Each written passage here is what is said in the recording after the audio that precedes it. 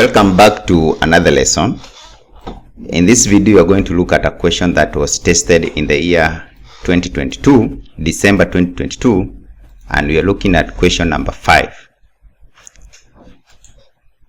It reads the first part, which has 4 marks. Highlight 4 advantages of decision tree analysis as a tool for decision making.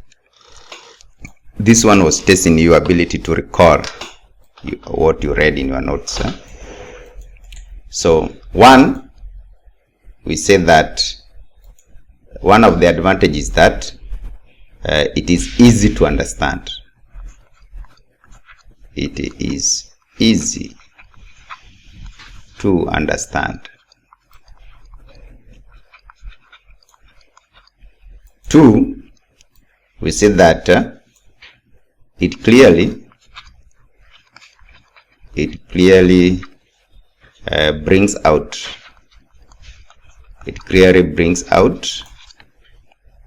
implicit assumptions.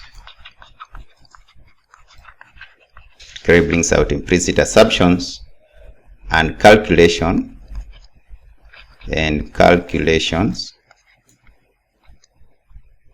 for all to see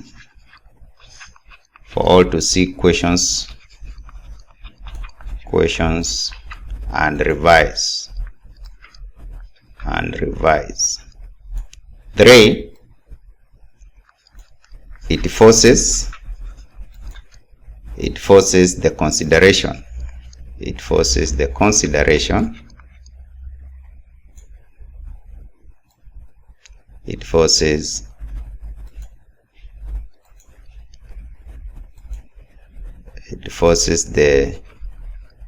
consideration of all possible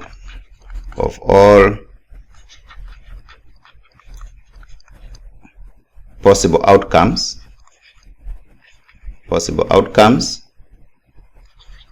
of a decision and traces, and let me put my mic well, and traces each path to conclusion. The last one, you said that it provide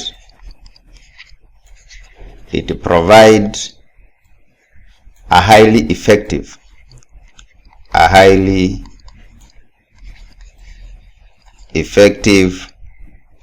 structure, within which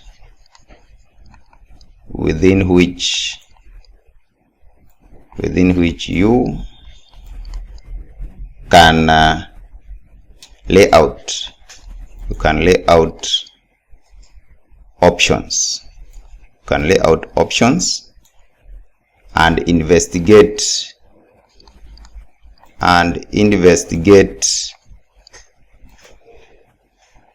the possible outcomes.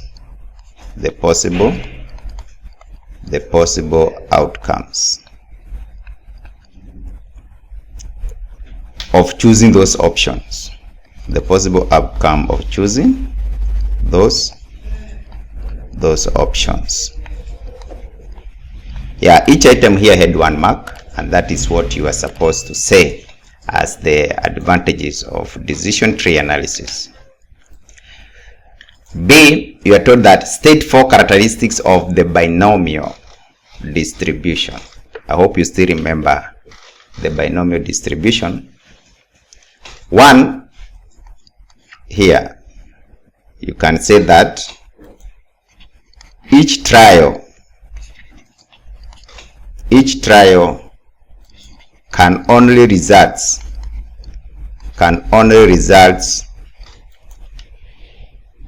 in one of two mutually exclusive outcomes. Exclusive outcomes. That is the first characteristics. Second one, you can say that another characteristics, you say that two probabilities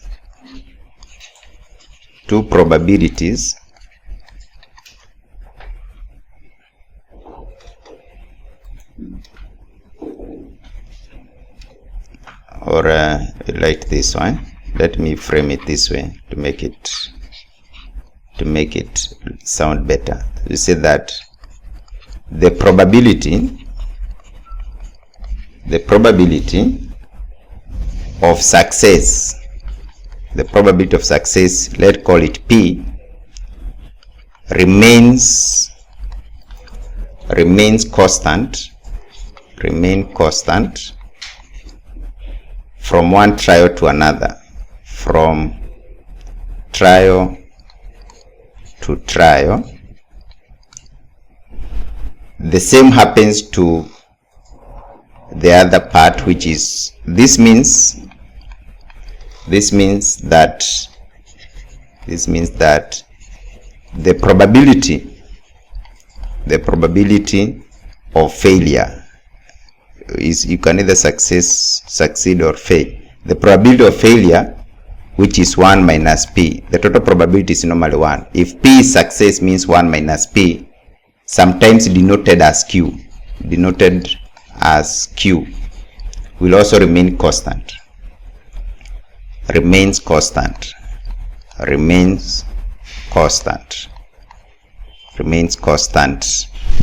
from trial to trial. That's what I was saying. Two probabilities of success and failure, they remain constant throughout the trials. That is number 2. Number 3, you say that each trial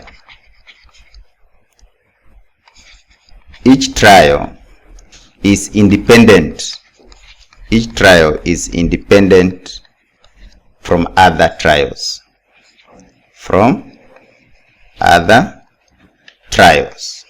Each trial is independent from other trials. And finally, number 4, we are saying that one should be able to count. One should be able to count. One should be able to count the number of successes. One should be able to count the number of successes in a fixed number of trials. In a fixed number of trials.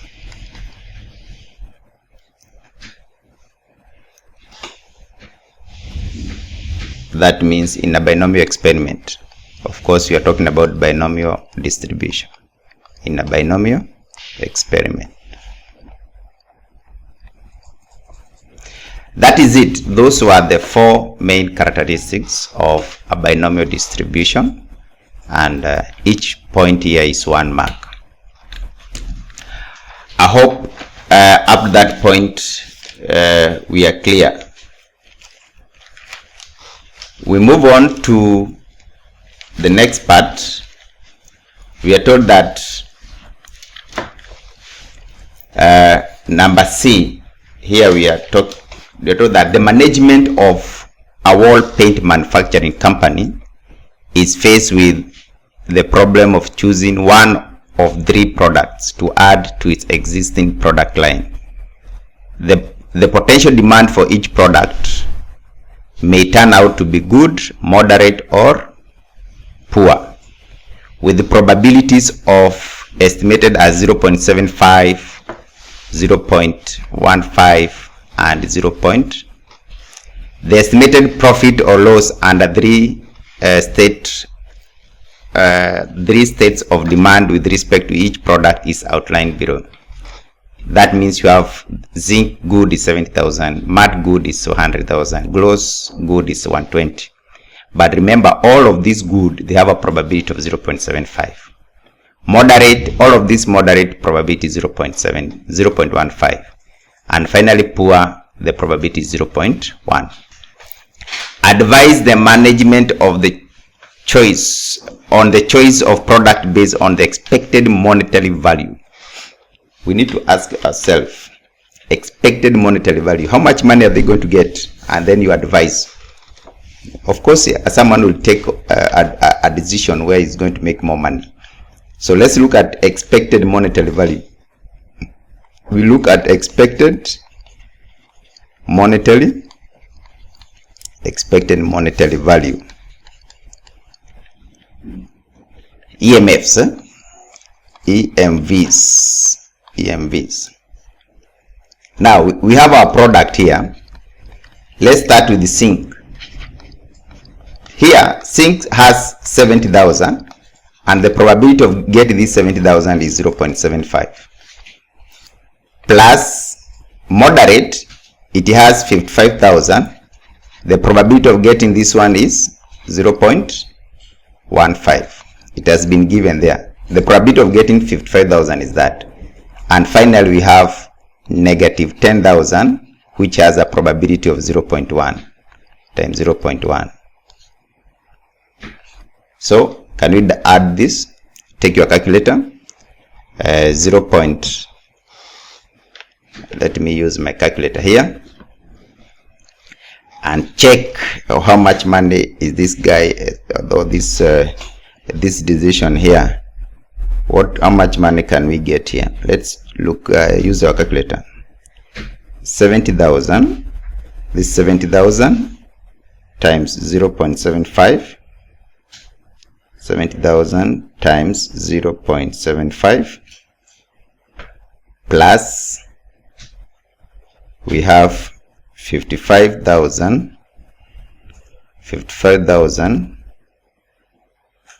This is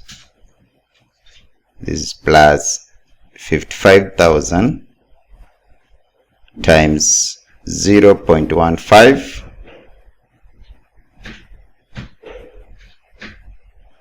then minus, that is 10,000 times 0.1, that is minus 1,000.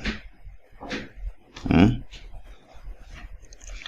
I clear? This negative 10,000 times 0.1, that is 1,000 minus 1,000. You are getting 59,750. I hope that is clear. Here we have, this is 59,000. Expected monetary value here is 59,000.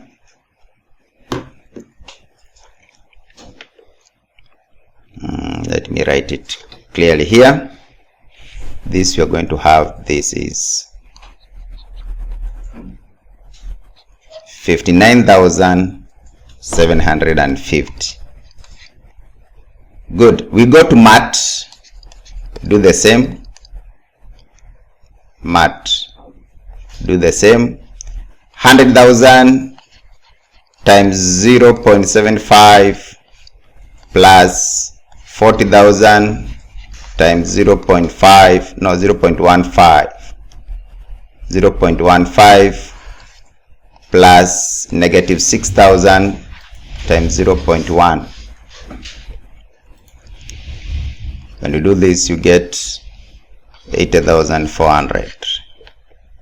And finally, we have gloss. Gloss, you are going to have 120,000. 120,000 times 0.75 plus 50,000 times 0.15 plus we have 40,000. This kuja juu kidogo. This is plus 40,000. This one should there is a negative here. This negative should be here. This negative should be here. Yes, okay. I hope you see it. There's a negative here supposed to be here, so this is plus negative. This is plus negative 40,000 times 0.1.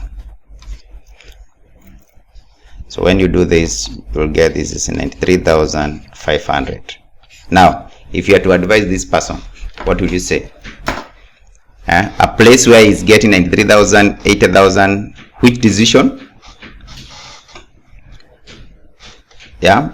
So the question was asking you that advise the management on the choice of product based on the expected monetary value. So advise,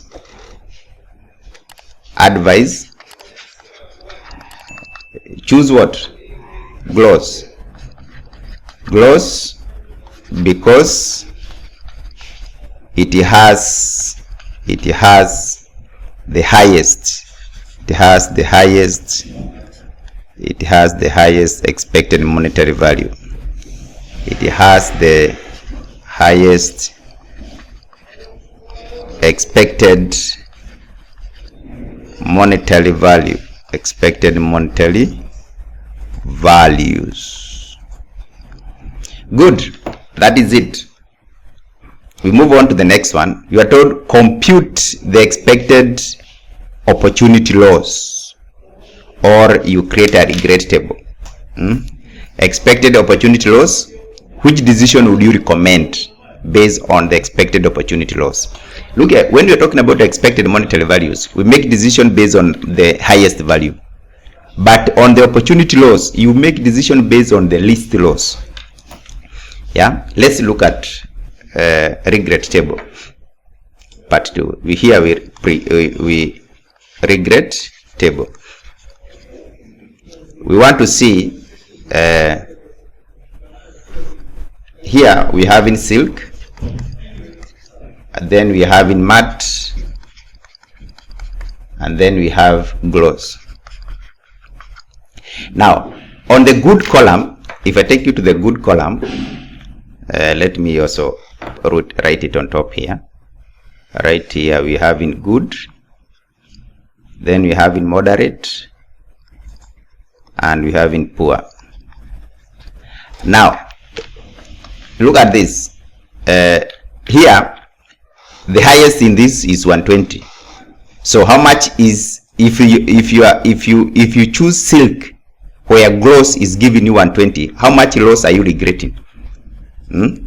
That's what you are saying. The highest being 120 means I take 120 minus 70. That's 120,000. Of course, you have to read those figures in thousand. This 120,000 minus 70,000.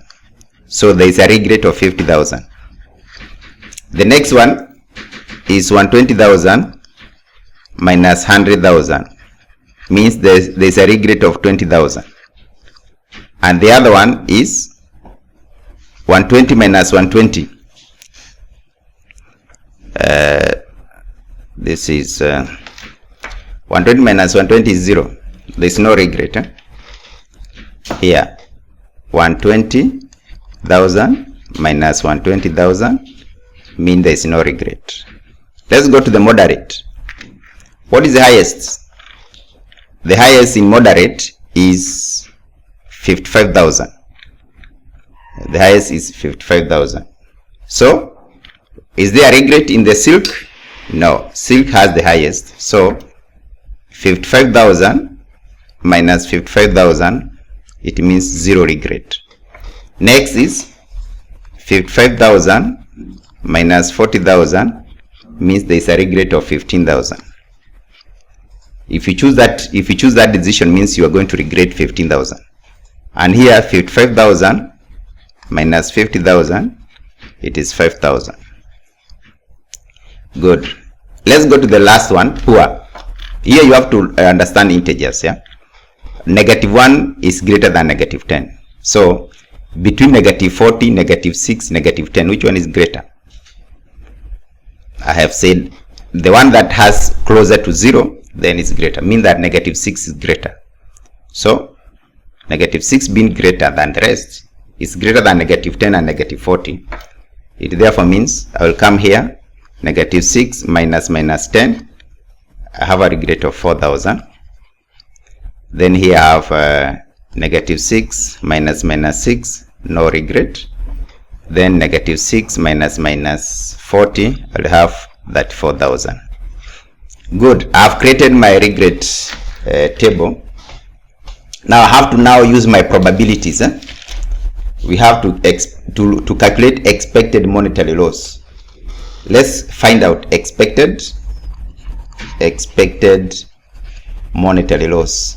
Expected monetary.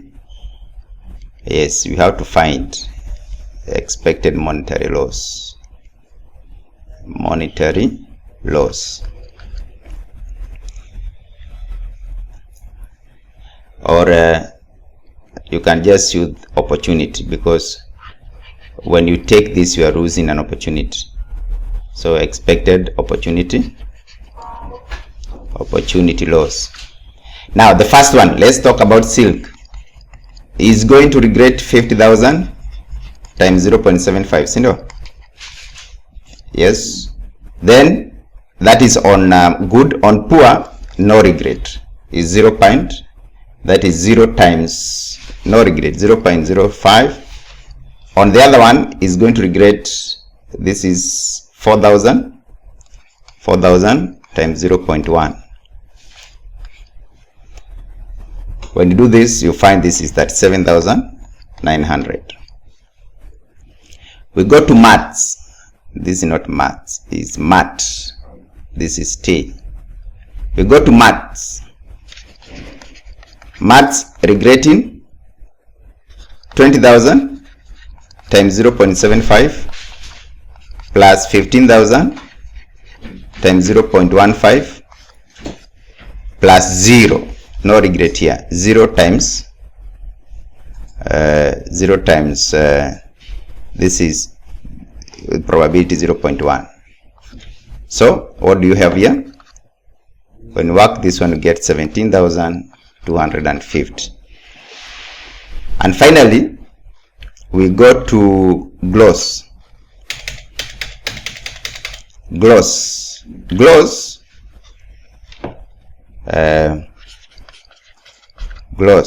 I said this here. Gloss, we shall have no regret. The first one, 0 times 0.75, no regret, plus 5,000 times 0.15 plus that 4,000 times 0.1. When you do this, there is a regret of 4,150.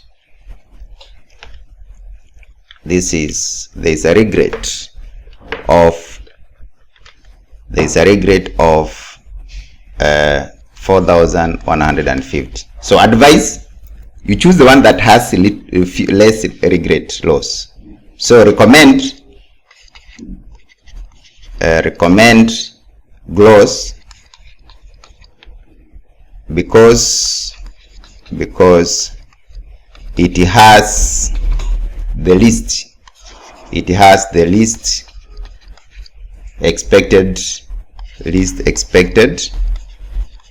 opportunity loss. Least expected opportunity loss. Good. Number 4, you're supposed to compute expected value of perfect information. Expected value of perfect information. Now, it is called VOPI, that is expected value of perfect information. It is basically the same as the lowest expected opportunity loss. Expected opportunity loss. In this case, the lowest we have there is 4,150. But for you to earn your 4 marks, you do this. You go to the expected, the highest value here, which is 120. The highest value, not in the regret table, in the initial table. Check the highest value is 120. the highest value is 55 and the highest value is negative 6. Then you minus expected monetary value. So for you to get your 4 marks, this is what I'm saying. If you want to get your 4 marks, of course there you can get your marks if the examiner is kindful enough. But you can also do this.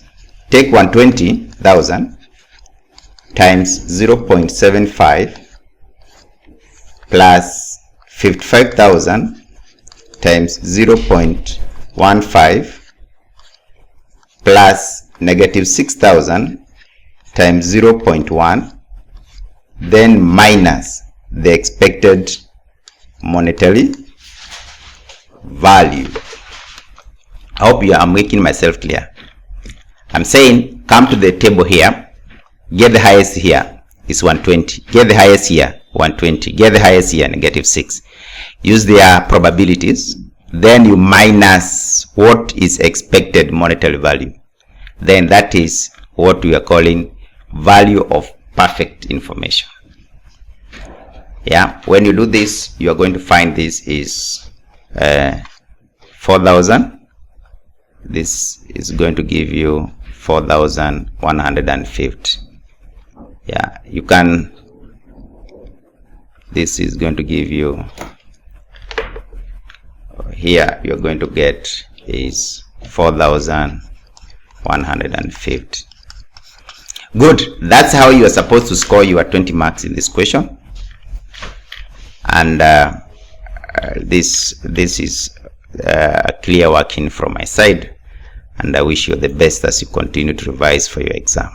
Otherwise, goodbye for now. We meet in our next video.